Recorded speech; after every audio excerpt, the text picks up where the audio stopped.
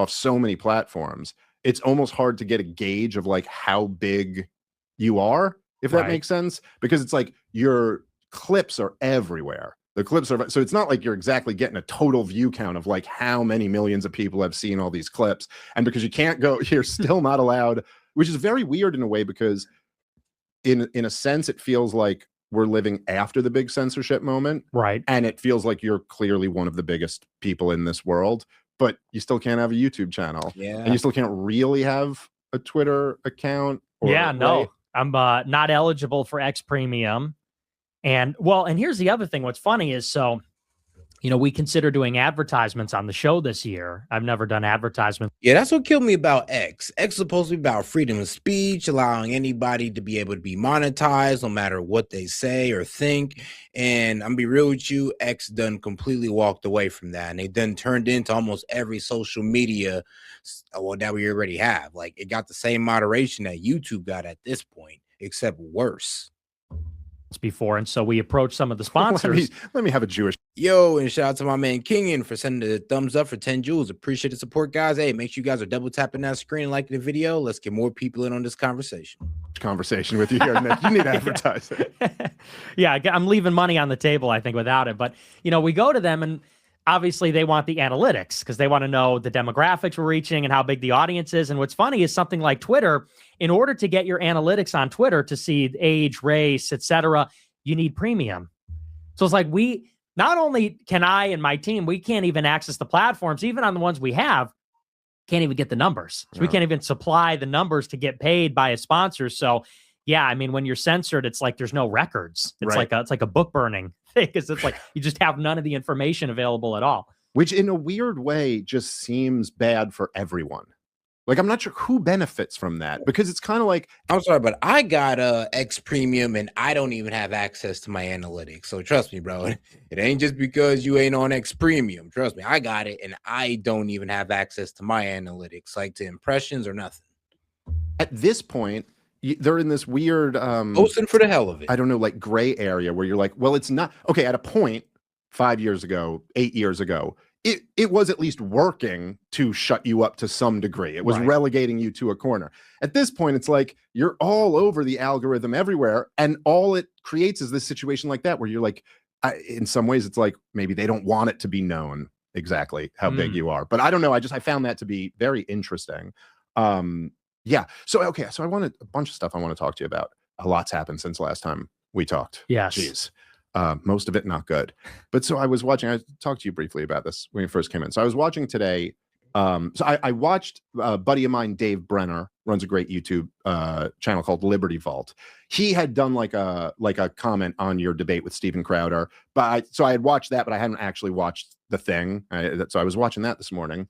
I had a similar debate with Steven Crowder months earlier, but a similar type of debate over supporting the Republicans, supporting Trump. And there was just something about this debate that I just found painful. Like, it's painful to listen to. And I don't mean this as like an attack on Steven Crowder. You know, I didn't love the way he handled the interview with me, but whatever. You know, recently, just the other day, Andrew Wilson, who I like very much, he challenged me to debate like a similar type thing, like whether we should support Democrats or whether Democrats should win the midterms.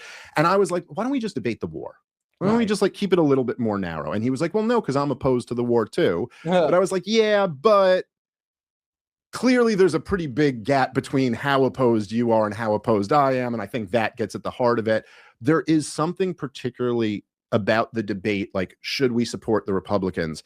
One of the problems is that it's very, very broad. So a million different issues get inserted, and then they run down a list of like all the accomplishments of the regime. And I was kind of trying to narrow it. But I was thinking a bit about why this argument is frustrating me so much. You know, like why it's so frustrating. And I don't exactly know why.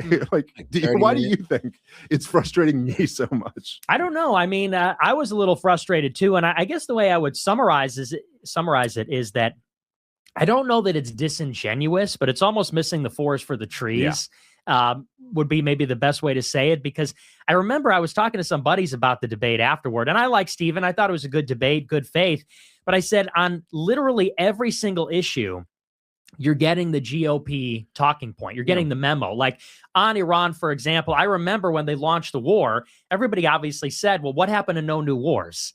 And is this not literally identical to Iraq? It's this question about WMDs and they're killing the protesters. And, you know, we're going to do regime change and make it a democracy. Nah, that's what killed me. It went from, oh, well, yeah, Trump, what happened to no new wars? Well, they started bringing up these interviews from the 1980s where Trump was in support of taking Iran's oil.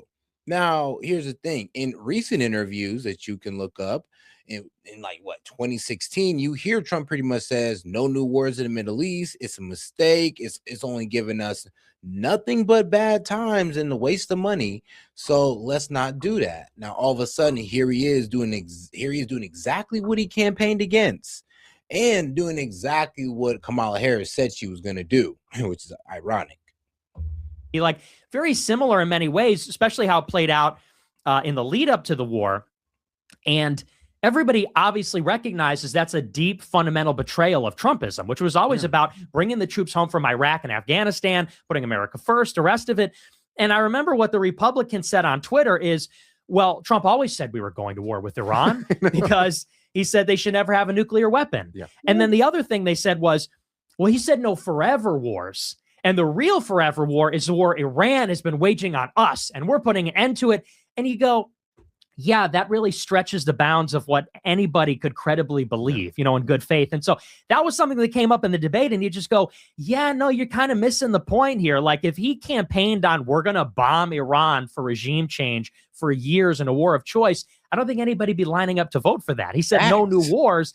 And now they want to introduce this technicality. The thing is like, you can't really run on fixing the economy, stopping immigration and all that good stuff. And talking about, oh yeah, but I also want to get into a new war. Because everybody understands, well, if that's your case, I mean, bro, you're going to cancel out all the good you want to do by the bad of wanting to go to war. And that's exactly what Trump is doing right now.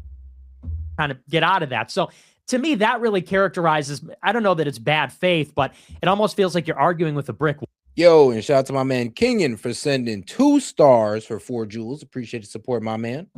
Wow, it's like you're not really being totally honest. Dude, there's a certain I've been talking about this a lot lately, but there's a certain like category of kind of MAGA influencers or whatever. And I'm not talking about like the Israel lobby. Like I'm not talking about Ben Shapiro or Barry Weiss or something like that. I'm talking about, you know, Benny Johnson or Steven Crowder or Will Chamberlain or guys like this, where it feels like, as you're saying here, right? They go, okay, so the talking point is we've been at war with them for 47 years and ending the wars. Okay, well, if it's been going for 47 years, why wasn't that the campaign? Why weren't any of you saying this at the time? And then it's like as the goalposts move, they will move with them. No, it is gaslighting. It's like, hold on now. If this was like, you know, the whole goal, like, then why didn't Trump just come out and say Iran can't have a nuclear weapon and we must stop them and wah. Let me be real with you. If he'd came out like that, I wouldn't have voted for Trump. I'm just going to keep it real with you. If he'd have been honest with that intention, I'd have been like, yeah, Trump isn't the move because he's going to get us into a war with Iran, and that's going to hurt our economy. We're going to be spending billions of dollars. Inflation will go up. Oh, shit, just like now. So, yeah, if he'd came out honest with that, I personally wouldn't have voted for him. I debated Will Chamberlain on Piers Morgan's show like 2 weeks ago. Hey man, shout my man King in, man. My man snapping with the stars. I appreciate that. And about to hit goal. Maybe 3 weeks ago now. And he says because of the pressure that we're putting on Iran with our blockade of their blockade, he goes, I'll be surprised if this regime makes it another month. And so then I said, in another month, when this regime is still standing, I will mention that to you and you will move the goalposts and still support this war. So we got about a week until this is up. And there's just this thing where, like, you know, in the 12-day war, they would have said, see, no American casualties, no more than that. Then this one, we have American casualties. Yeah, but it's only been a few, and at a certain point, you're like, am I talking to the White House press secretary? Is that the job here? Is the job basically that the administration does something, you find out what that is, you go out and defend that. And if that contradicts everything you said last week, well, whatever, that's the job. The job is just to defend the administration. That's what it feels like when literally that's what it started feeling like with the Iran war, with the Jesus pick, like all that crazy stuff. It just started to feel like people were doing mental gymnastics to defend Trump. And we're just like, all right, now guys, Like, I understand now, losing it over the Jesus pick, but this Iran war and you seeing gas prices go up and inflation go up and all this crazy stuff. Like, come on now. You gotta sit there in your head and be like, hold on now. This isn't what I voted for, and this isn't America first. Like, come on now. You at least gotta sit there and admit to that. When you're going and you're rattling off this list, which everyone does through every press. I remember in the first Trump term, I remember in the Obama administration, that all the who are the the like young liberal guys who are like the you've like debated. Harry Sisson, yes, yeah, like Harry said. This is Harry Sisson. It's like the Inflation Reduction Act. Blah blah blah. This blah blah blah. Like just a list of things that they did. You're like, hey, can we get into that list? Because essentially what you have is what he passed a big giant spending bill, and then literally, and the Harry Sissons, the Dean Withers, Get a Job Parker. All they could do is just list down these bills that Biden passed that pretty much cost us. That pretty much was the cost of inflation. Like when they talk about the SAVE Act and how, he took all these children out of poverty. Well, guess what? Those same children got right back in poverty once inflation took off. So did he really do anything? Not really. He kind of made things worse for everybody across the board. But they'll flex about it. Like, that's just the sad reality of it, especially the Inflationary Reduction Act. I mean, that was hilarious.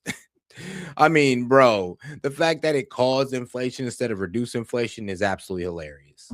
Oh, wow. This is brand new. It's funny. All-time stock market. I didn't dude, it's crazy. Shout out to my man King and Steph for helping me reach the goal.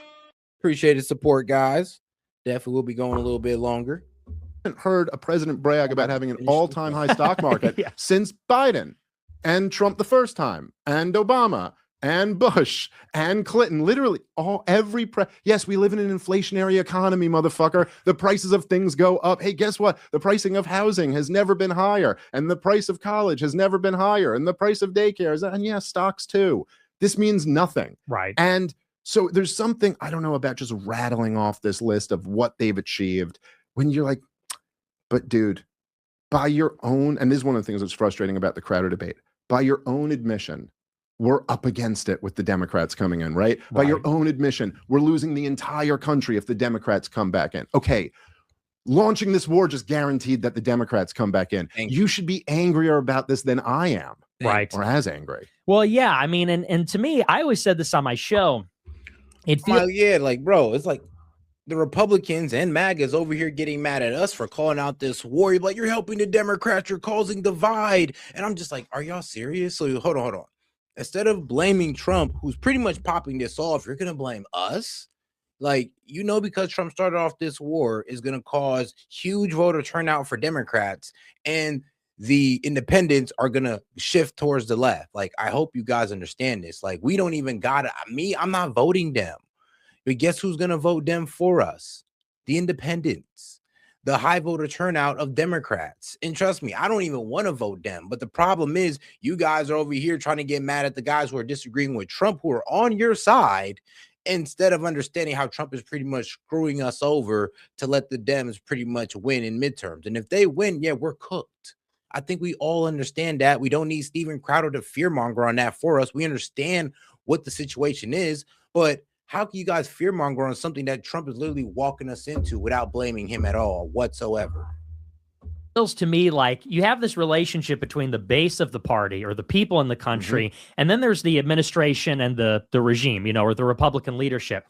And I always felt like during the election, I was speaking towards the administration with the people behind me, saying, like in 2024, I said, I'm not going to vote for Trump unless he promises explicitly no war with Iran, and we're going to get an immigration moratorium. And I felt like we were taking our own side as the voters, as the base, as the America First Republicans, and saying our vote is conditional. We have this set of demands.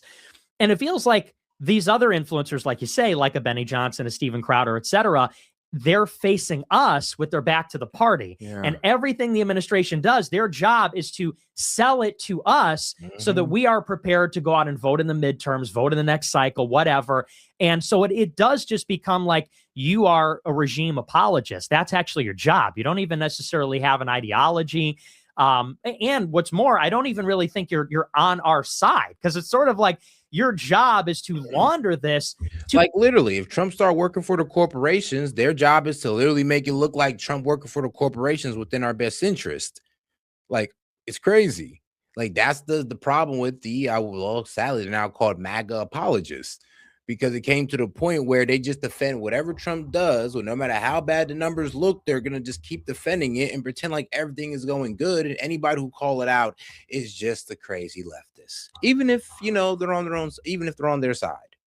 To us. So, and it was like that with every issue. The Iran one, I mean, that was probably the biggest one, but it was on every single. Guys, make sure to double tap that screen, like the video, guys. Let's get more people on the conversation by double tapping that screen. Still going through that shadow ban. Well, I'm still on day 1 of the shadow ban. I literally just discovered I was shadow banned today, literally today. So it is what it is. One, like you said, and when you would catch him on one thing, it was, well, what about this? What about that? What about, we talked about the border wall. I said, well, the border wall was promised in 2016. Yeah. It's still not built. I think they constructed 50 miles of new wall in the first administration. There's no progress on it really in the second administration. He goes, well, it's more than the Democrats would have built. And he go, okay, but so is the goal for like Republicans to win, or is it for us to fix the country? Because it feels like we're a little bit confused here. So, and I said this on the lead up to the interview or the debate. I said he's really caught up in the partisanship, Republican, Democrat, and that's the element of it. And I think you're on the money when you say it's like Harry Sisson. Yeah. It's like, that seems to be your kind of job. And I'm not on the side of the party. I just want the country to get better. So that's the miscommunication. Yeah, I couldn't agree more. I really like the way you put that, but standing with your back to the people versus your back to the party, it does feel that way. Also, I just, on some fundamental level, I go, if you're doing that, like if you're that degree of a partisan, what's the point of you? Like, I can listen to the White House press secretary. I can listen to Donald Trump. I don't need, like, if you're in this world, whatever this world of us is, where we're talking about politics on our show, what's the point of us if you don't have your own thought? You know what I mean? Like, if you're just representing one of the parties, I already know what the official party line is. I think, well, look, like for example, with the immigration example, right? So you go, okay, so you're going to say Donald Trump built some amount of wall in his first term. Okay. If we had elected Hillary Clinton, we can all agree we would have gotten zero amount of wall. Great. We got some wall with Donald Trump. Okay. In the following 4 years, how many tens of millions of people came? Oh, the answer is none of us know. None of us actually even know. Some guess 10, 20. I've seen different projections. We don't even know how many illegals live in the country. No, literally, it's like all we got is what, 10 million encounters. We don't know how much of those encounters turned into border crossings. But the conservative numbers say that we got about 4 to 7 million illegals who made it in through Biden. And, high estimates say anywhere from like 10 to 20 million. But so, look, just take that example, right? So you fail to build the whole wall. What does that mean? That means you've failed entirely. And so what we, of course, should be looking for, if we recognize the Democrats as this existential threat, is what type of foundational permanent changes can be made that will not allow the next administration to just come in and undo all of it, which is that is true. Biden did come down and start taking down like parts of the wall. Biden definitely came through and start actually taking legal action against states for adding any modifications to the wall to make sure that illegals were kept out. Biden pretty much did everything he could to open up that border. It was absolutely insane. Major glaring hole in the Trump administration right now, because look, as we've talked about before, he was never really that good at wielding power. He was very good at campaigning. He was always very good at campaigning and telling you how good he'd be at wielding power. But the problem is, right, Donald Trump comes in, he wants to govern by executive order. And he kind of likes governing by executive order. First of all, he's not splitting any of the credit.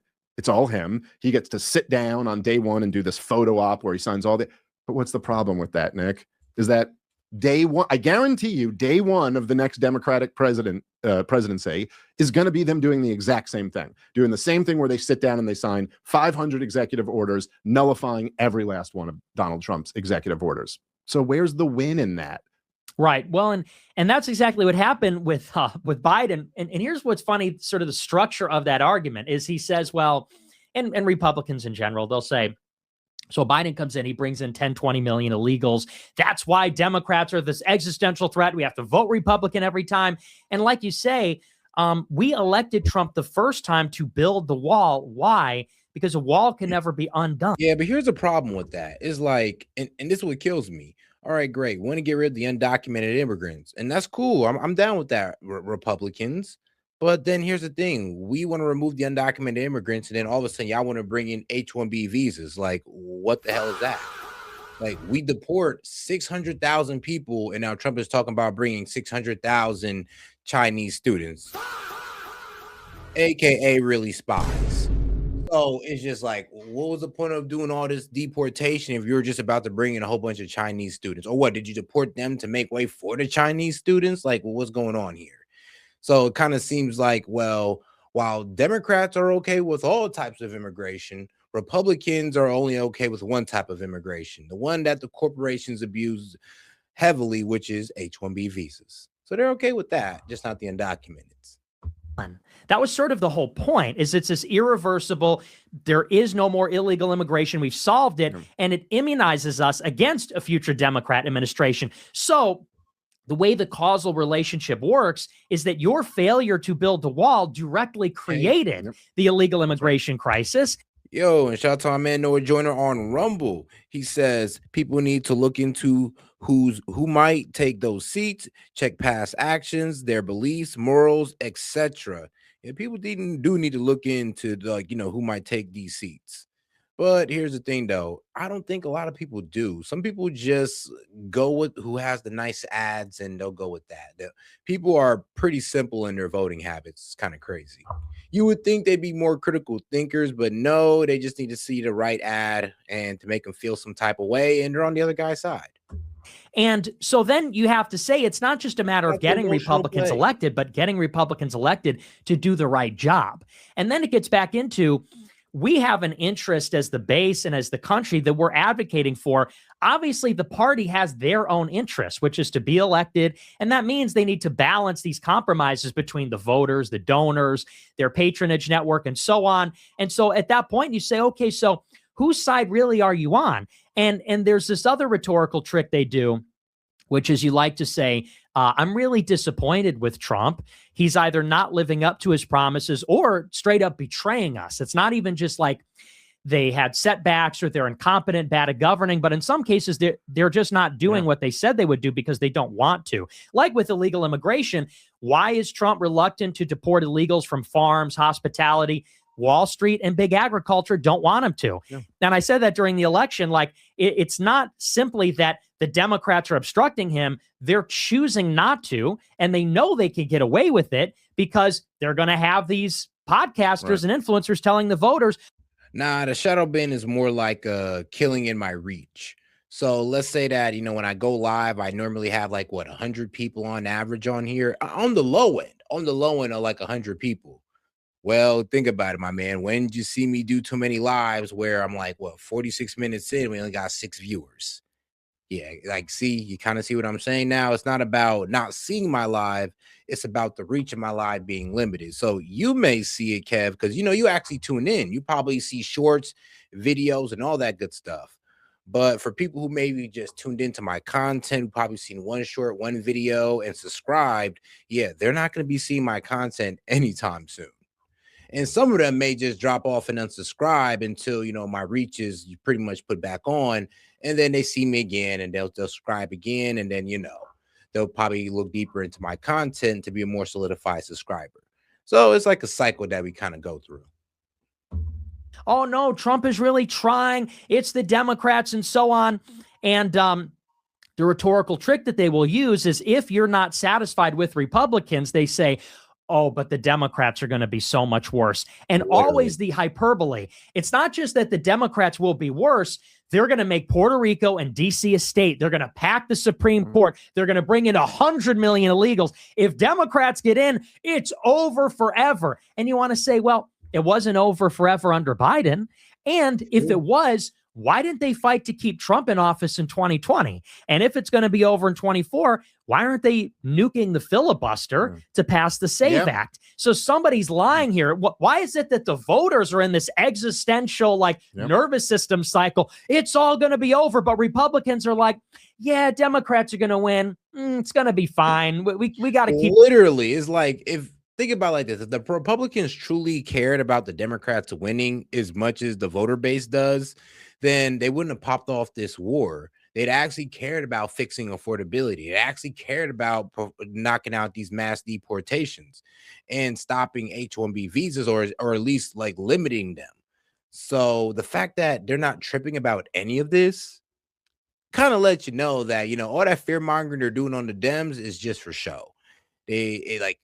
I'm pretty sure the Dems would probably do some of it, but not all of it. And if they're not tripping about it to the point where, they wasn't willing to go into a war with Iran, because that's almost assuring that the Dems are going to get into power. If they're not willing to look at that and be like, okay, yeah, maybe we shouldn't get into this war because the Dems could take over and transing kids and flooding the border, adding a state. All right, great. Yeah, they could do all that. And if you're really afraid of that, then why are you helping them getting power through this war with Iran, which is a failed promise, which is causing quite the hit on the economy? But we're supposed to sit here and believe you're fear mongering on the Dems, even though you're doing everything to put the Dems in power. Like, I'm sorry, but I'm not hearing it. I just can't believe that you're serious. The filibuster. So, that's when you realize we're being lied to effectively. Well, there's a parallel between the rhetoric the Democrats use about Donald Trump and then, like, I remember talking about this when Trump got shot in 24. Nah, Kev, I would not say Nick Fuentes and Kirk are the same. Kirk was like, bro, he had huge donors behind him, and Nick Fuentes, well, he really had nothing. He ain't had nothing. He was kind of taking out the game before he really had a chance. And you'd see like Obama and Hillary Clinton wish him a speedy recovery. And you're like, wait, is he Hitler, or do you wish him a speedy recovery? Because, like, is it the end of democracy, or do we hope this guy recovers so that we can hold elections in a few months? Because, like, you really can't have both of those. Like, so you can't wish Hitler a speedy recovery. Well, all right, maybe on your show, but but on Hillary Clinton's show, you can't wish Hitler a speedy recovery. But right, so it's like a kind of similar thing to that. Now, again, I don't think either of us are trying to downplay the threat that is the Democrats. I mean, look, the Democratic establishment over the last 15 years really overstepped in a major way. They took it to a next level, even for American norms. Like, just the way they interfered in the presidential elections, framing Donald Trump for treason, like all of these things. But again, that's why it would be that much more important that, like, and this is a major one for me. It seems to be such low-hanging fruit. But, like, you didn't get any prosecutions off Russiagate, dude. Russiagate, literally. It's you. Right. The one time Trump might stand up for someone is when it's him. That's the only time, right? He's not going to stand up. No deep state arrests. Like, so Pam Bondi completely drops the ball on Letitia James and James Comey. And I'm like, all right, that's complete incompetence.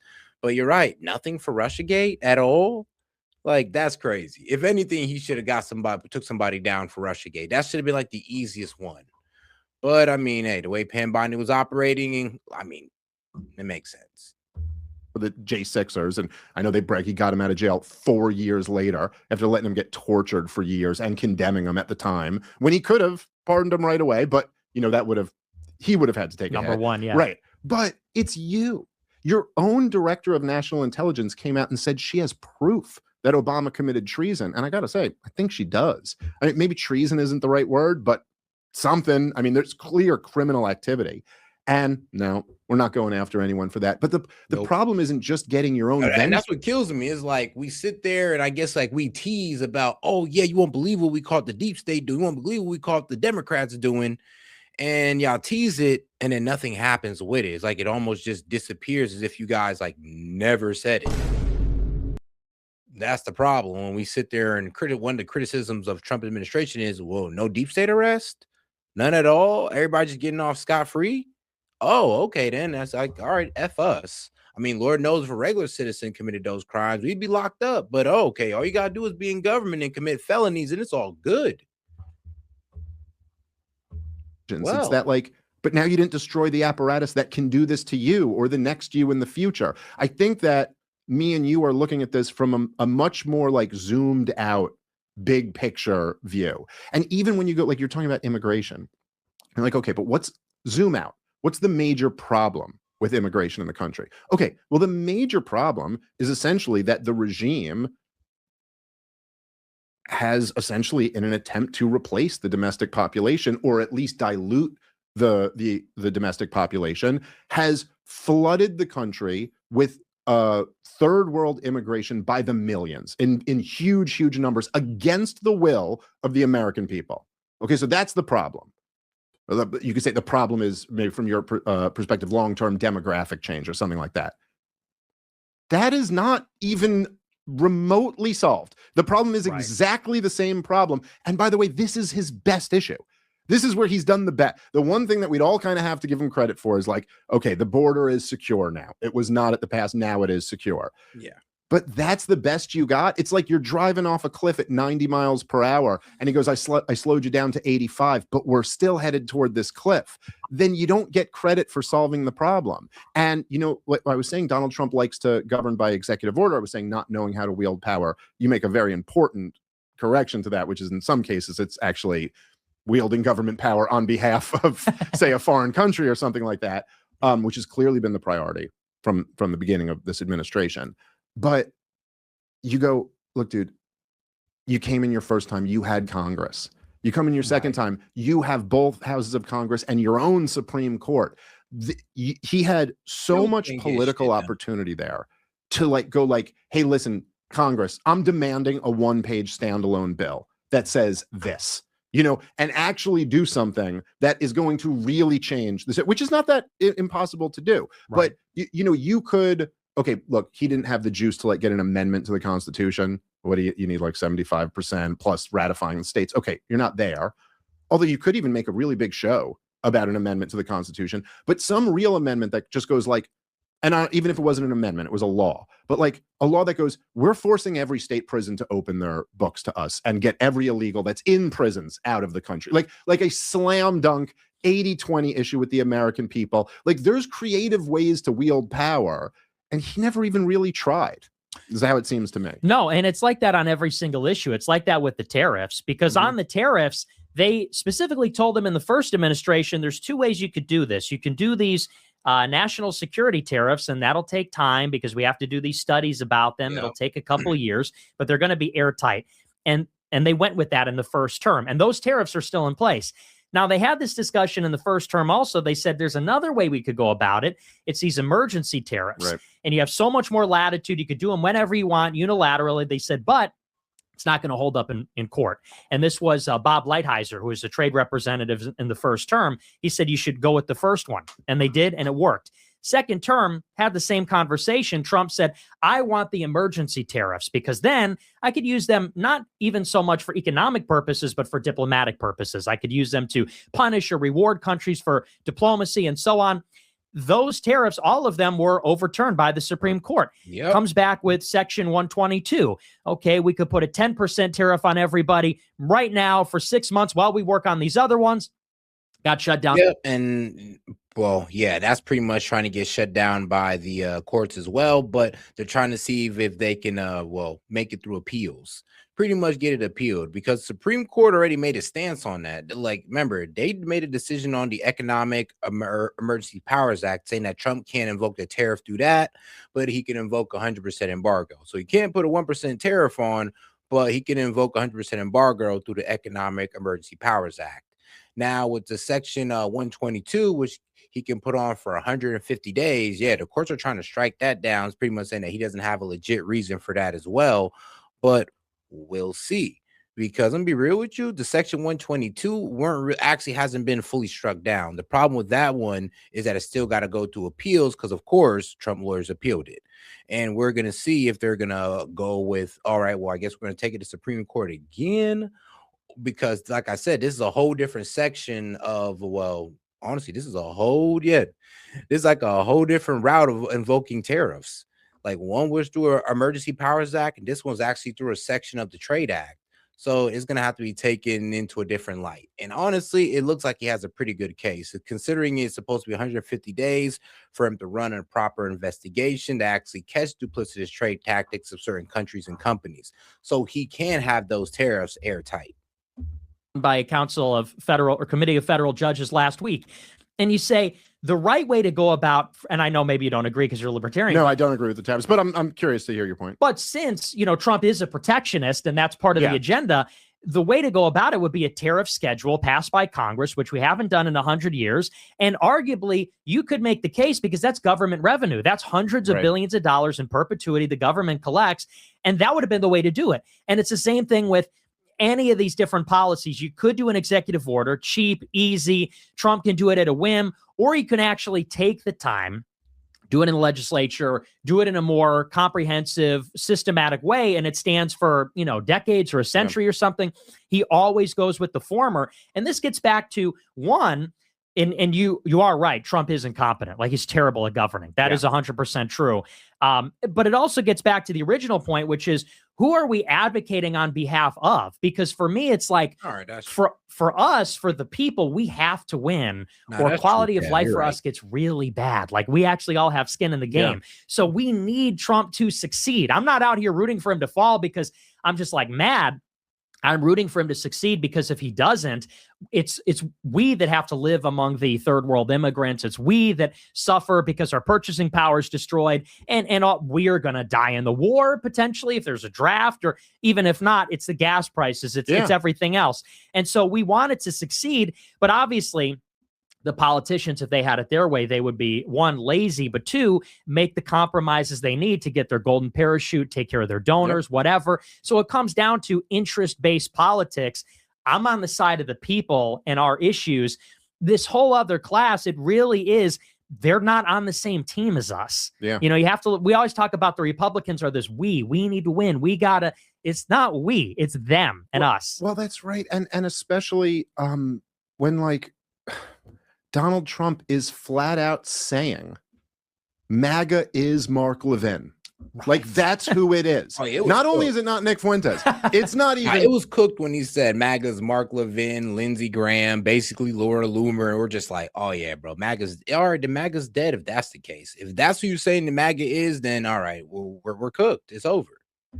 Tucker Carlson, not Candace Owens, not Alex Jones, not Megyn Kelly. We can't even compromise on Megyn Kelly. Like, I'd get on board if it was Megyn Kelly. A lot of times people will say this like, oh, Dave, you're just such a radical that you'll be upset unless you get everything I want. It's like, motherfucker, everything I want is not even on the table. It's not even in the realm of possibility. Like, do you really think like if Donald Trump like got the border secured, maybe just like slowed down on the money printing, like we weren't devaluing our currency so fast and didn't start any wars and had a reasonable, like I'd be sitting here going like, but he didn't abolish the income tax. Like, no, that's not what I'm saying. I'm saying we can't meet at Megyn Kelly. Right. I have to support Mark Levin. Well, no, like, no, we're not in any ways on the same team. I am much more on Anna Kasparian's team than I am on Mark Levin's team. So I'm sorry. I know this blows partisan people's brains. They have this weird thing. You see the video they made that went viral of you and Anna Kasparian. And it's like, but it's so dumb, dude. They're trying to make like, look, they have the exact same talking points. And it's like, no, what you found is that they say the things that every critic of Israel says. Like, yeah. This is like kind of the basic, like here's a point where he said they're committing genocide and she said they're committing genocide. It's like, yeah, that, and they go horseshoe theory proved. And you're like, okay, but yeah, this whole horseshoe theory BS to explain. I mean, it really just excuse because they can't really come up with an argument for us on how this war is a good idea.